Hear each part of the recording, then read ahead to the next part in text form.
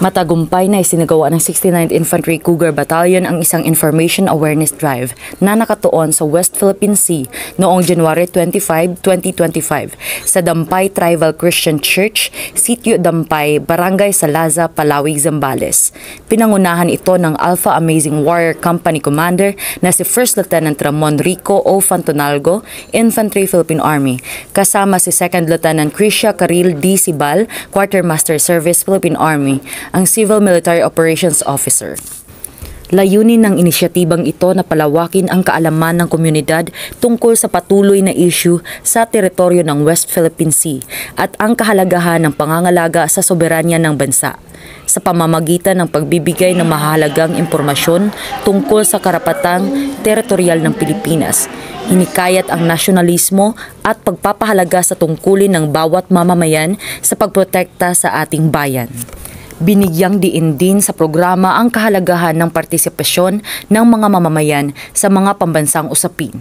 Sa pamamagitan ng pagbibigay ng tamang impormasyon, nagiging aktibo at mas may kamalayang kalahok ang mga komunidad sa pangangalaga sa interes ng bansa.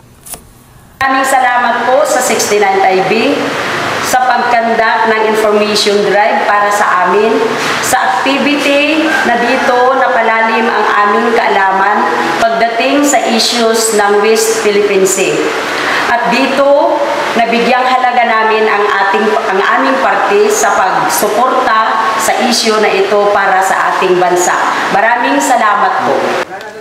Bilang bahagi ng mas malawak na kampanya ng Philippine Army, ipinapakita ng programang ito ang dalawang tungkulin ng militar, hindi lamang bilang tagapagtanggol ng teritoryo, kundi bilang katuwang din sa edukasyon at pagpapaunlad ng komunidad.